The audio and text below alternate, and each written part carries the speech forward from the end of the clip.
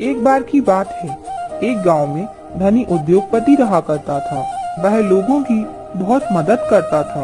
वह छोटे किसानों से अनाज खरीदता था और बड़े उद्योगपतियों को बेच देता था। क्यों भाई, फसल तो अच्छी हुई है इस बार तुम्हारी, और मुनाफा भी अच्छा होगा तुम्हें। हाँ भैया, भगवान की कृपा से अच्छी फसल हुई है। जितनी लागत लगाई थी वो तो निकल ही गई और उससे ज्यादा मुनाफा हुआ है। सही है भैया। वैसे आप इसे बेचने शहर जाओ या फिर हमारे गांव के जो उद्योगपति जी हैं उनके पास जाओगे गेहूं बेचने के लिए। हाँ, सही सोचा है तुमने। मैं उन्हीं के पास जाऊंगा। वैसे भी जब हमारे गांव में हमारे इतने अच्छे उद्योगपति जी ही सही दामों में माल खरीदते हैं तो भला शहर क्यों जाऊं। हाँ भैया, वैसे भी बड़े बाजारों में जब हम जैसे छोटे किसान जाते हैं तो उन्हें ना ही सही दाम मिलते हैं और उल्टा उनके साथ बेईमानी भी कर देते हैं। हमारे उद्योगपति जी उन लोगों जैसे नहीं हैं। अच्छा भैया, चलता हूँ अब मैं। गांव में सेठ हरिश्चंद्र जी के सभी लोग बहुत इज्जत और आदर सम्मान किया करते थे। तुम्हारे 50 बोरे निकले ये तो अच्छी बात है, लेकिन तुमने ये क्यों कहा किस भाव में लोगे? मैंने कभी भी तुमसे तुम्हारा माल गलत भाव में लिया है क्या? तुम मेरे बेटे जैसे हो, तुम्हारा माल सही भाव में लूंगा। तो मालिक माफ करना, मैं आगे से नहीं पूछूंगा। वह व्यक्ति वहीं गेहूं के बोरे उतार देता है और अपने पैसे लेकर अपने घर के लिए चल देता है। मुनीम जी, मैं घर जा रहा हूँ। आप दुकान के बाहर रखा सारा माल अंदर रखवा देना। मुझे मौसम कुछ ठीक नहीं लग रहा है। ऐसा लग रहा है कि जोरदार बारिश होने वाली हो। हाँ, आप बेफिक्र होकर घर जाइए, मैं सब कुछ संभाल लूंगा यहाँ। सेठ हरिश्चंद्र अपनी दुकान से चले जाते हैं और तभी उन्हें रास्ते में अन्ना का ढेला दिखाई देता है। वह उनके पास जाते हैं। अन्ना जी, एक प्लेट इडली सांभर तो देना। वैसे भी आपके जैसी इडली सांभर इस गांव में कोई और नहीं बनाता। अयो, यह तो आपका बड़प्पन है जी। लीजिए, ये रही आपकी इडली और सांभर। वह इडली सांभर खाना शुरू कर देते हैं। इडली सांभर खाने के बाद वह अन्ना से कहते हैं, ये लो अन्ना, आपके इडली सांभर के पैसे। अयो, मैं आपसे पैसे कैसे लिख सकता हूँ जी? आप तो हमारे गांव के कट्टा धक्ता हो। देखो अन्ना, जो मैं यह सब करता हूँ तो मुझे ऊपर वाला देता है। यदि तुम मुझसे पैसे नहीं लोगे तो तुम्हारा परिवार कैसे चलेगा? और वैसे भी मैं अगर रोज आया तो क्या तब भी पैसे नहीं लोगे? सेठ हरिश्चंद्र अन्ना को पैसे देने के बाद अपने घर के लिए चल देते हैं और घर आ जाते हैं। सुनीता, इस साल हमारे गांव के सभी लोगों के पास हर साल की फसल से 2 गुना ज्यादा फसल निकली है। सभी गांव वाले बहुत खुश है। बस कुछ लोगों की ही फसल रह गई उनके खेतों में। यह तो अच्छी बात है। गांव में सभी लोग खुश हैं। इससे ज्यादा खुशी की बात और क्या हो सकती है। वैसे मैं छत से सूखे हुए कपड़े उतारने के लिए जा रही हूँ। आप यहीं रुकिए, मैं आती हूँ थोड़ी देर में। हाँ, जल्दी जाओ। वैसे भी मौसम खराब हो रहा है। इससे पहले कि आंधी तूफान आ जाए और कपड़े उड़ाकर अपने साथ ले जाए तो उन्हें नीचे ले आओ। उसी रात बहुत तेज तूफान और आंधी आती है, जिसमें गांव वालों के खेत में खड़ी हुई फसलें खराब हो जाती हैं। अगले दिन एक किसान सेठ हरिश्चंद्र जी के पास आता है। मालिक, कल रात को तेज आंधी तूफान आने की वजह से मेरे खेतों की सारी फसल खराब हो गई, और यदि आप मुझे कुछ पैसे दे दोगे तो मेरे घर का चूल्हा जल सकेगा।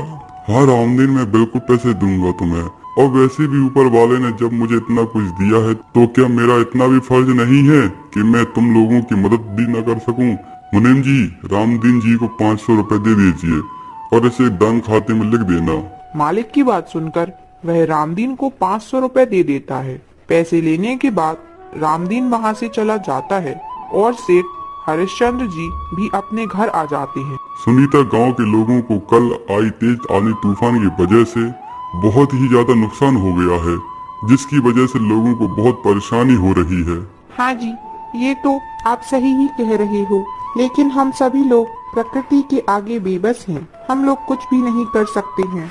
अब जैसा भी ऊपर वाले को करना होगा तो कौन ही रोक सकता है।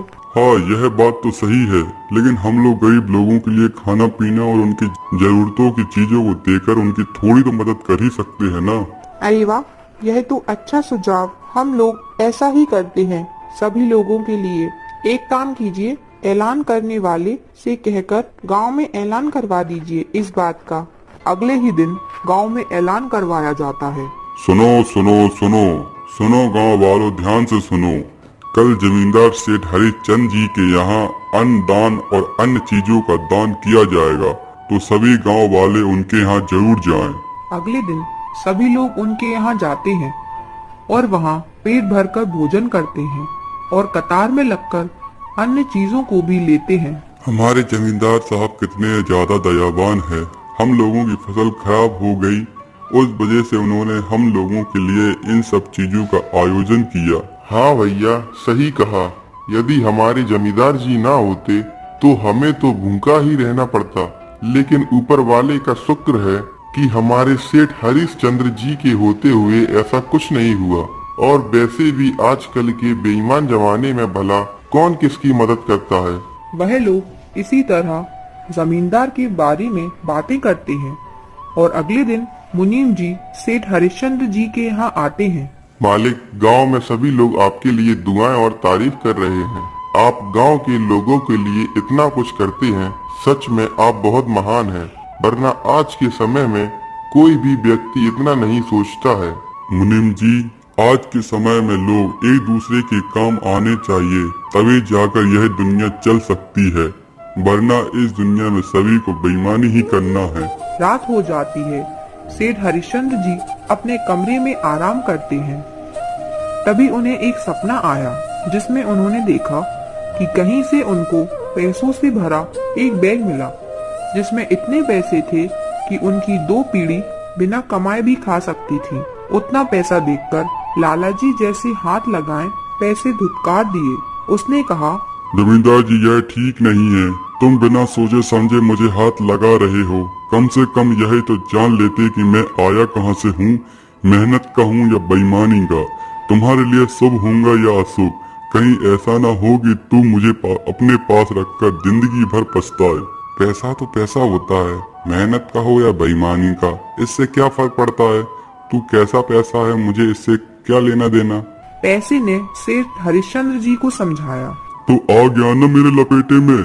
सेठ, तू तो ईमानदार व्यक्ति है, फिर बेईमानी का पैसा क्यों अपने पास रखना चाहता है। मैं कहता हूँ अभी तू मेरे को हाथ मत लगा, मैं चुपचाप यहाँ से गायब हो जाऊंगा। सेठ हरिश्चंद्र जी ने पैसे की एक बात नहीं मानी और पैसे से कहते हुए बोले, मैं तुझे कैसे छोड़ दूं?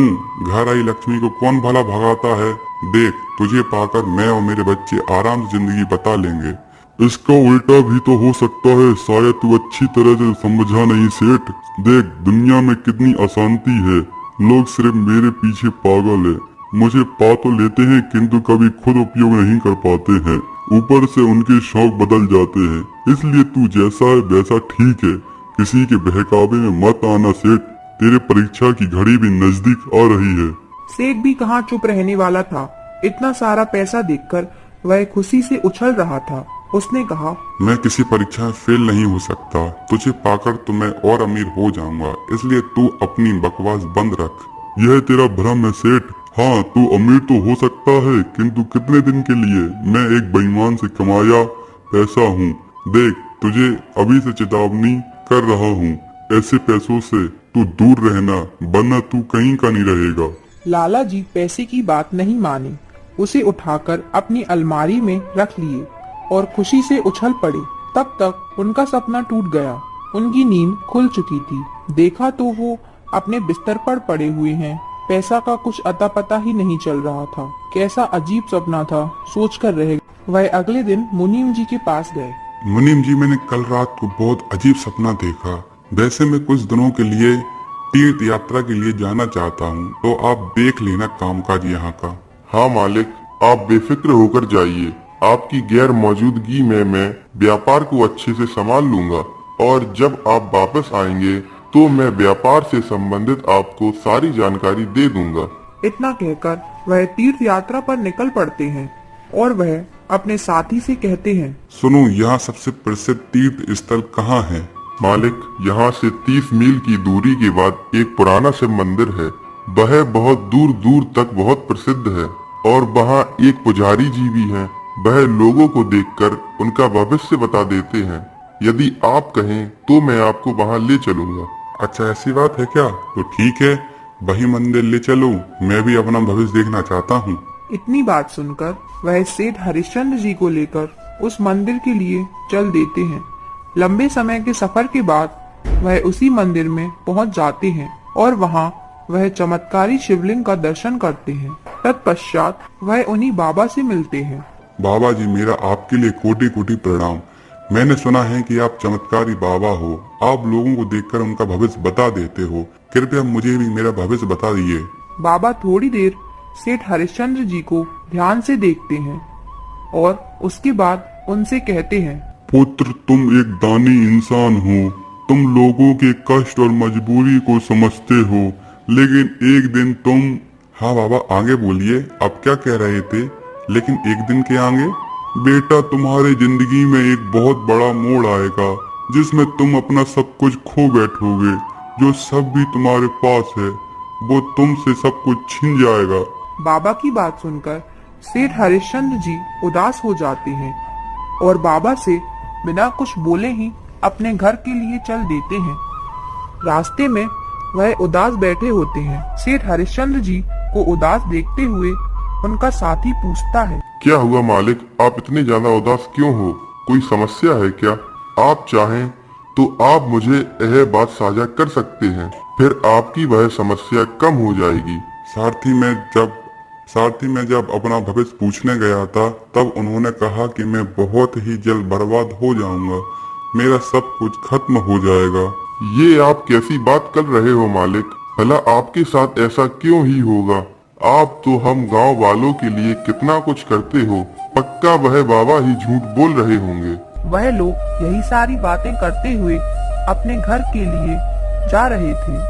तभी उन्हें रास्ते में एक पोटली दिखाई दी। वह व्यक्ति जो दंगा चला रहा था वह उसे उठा लेता है। मालिक, यह पोटली रास्ते में पड़ी हुई थी, शायद किसी की गिर गई होगी, आप इसे अपने पास रख लीजिए। जिस किसी की भी यह पोटली है तो जब वह व्यक्ति मिल जाएगा तो आप उसे वापस कर दीजिएगा। वह सारथी फिर से टांगा चलाने लगता है और वह लोग घर आ जाते हैं। तभी उनके पास एक छोटा व्यापारी आता है। मालिक, मैं अपने पूर्वजों की जमीन जायदाद बेचकर अपने लिए नया व्यापार करने की सोच रहा था। जब मैं बाजार से पैसे भरी पोटली के साथ आ रहा था तभी मेरी पोटली रास्ते में गिर गई। अब मेरा सब कुछ खत्म हो गया। यदि आप मुझे कुछ पैसे ब्याज पर देंगे तो आपकी बहुत मेहरबानी होगी। सेठ हरिश्चंद्र उस छोटे व्यापारी की बात सुनकर समझ जाते हैं कि जो पोटली उसे मिली है उसमें पैसा है। वह उससे कहते हैं, हाँ हाँ बिल्कुल दूंगा, और जब लौटा सकूं तब लौटा देना, मुझे तुमसे कुछ भी ब्याज नहीं लेना है। वह पैसे लेकर वहाँ से चले जाते हैं।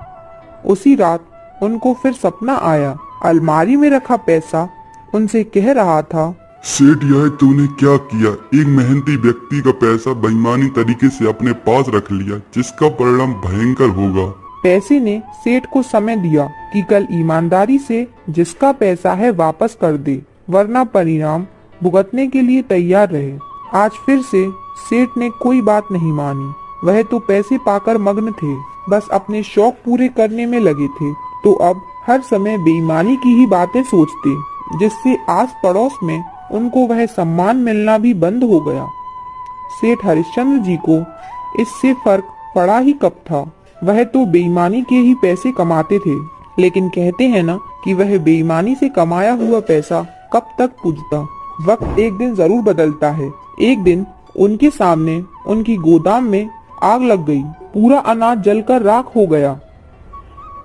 वो सिर पर पत्थर पटक कर रोने लगते हैं। ये भगवान, ये क्या हो गया? कोई तो यह आग बुझाओ, मेरी पूरे 6 महीने की कमाई रखी हुई है इसमें, कोई तो मदद करो मेरी, कोई तो आग बुझाओ। सेठ हरिश्चंद्र जी इसी तरह चिल्लाते रह गए। अब तो उनके पास बचा ही क्या था? पूरे 6 माह की कमाई रखी हुई थी। सोचकर वो पागल हुए जा रहे थे। बहुत से किसानों को पैसा देना था। बेईमानी का पैसा तो वो जुआ और शराब में उड़ा दिए। उनकी तबीयत भी खराब हो गई। तब व्यापार भी उनका कमजोर पड़ गया। पैसे की इतनी जरूरत पड़ी कि जब जेब टटोल कर देखा तो सिर्फ 10 रुपए ही पड़े थे। तब उनकी मदद वही छोटा व्यापारी करने आया जिसके पैसे को उन्होंने चुरा लिया था। भैया मुझे माफ कर दो, मैंने ही तुम्हारा सारा धन चुराया था। मैं लालच में पड़ गया था, मुझसे जाने अनजाने में बहुत बड़ी भूल हो गई। हाँ मुझे पता है, जब मैं आपसे पैसे लेकर जा रहा था तभी मुझे आगे के रास्ते में वही सारथी मिला जो आपको लेकर गया था। मैंने उसे सारी बातें बताई तो उसने भी सारी बातें बता दी, लेकिन मैंने उसे शांत रहने के लिए बोला। यदि वह लोगों को बता देता तो आप झूठे साबित हो जाते और गांव में आपकी कोई इज्जत नहीं करता। तब सेठ को बहुत पछतावा हुआ। उसने कसम खा ली कि अब बेईमानी का पैसा नहीं कमाएंगे और उन्होंने अपना व्यापार पुनः ईमानदारी से उतना ही बड़ा बना लिया। सही ही कहा गया है कि बेईमानी का पैसा लंबे समय तक नहीं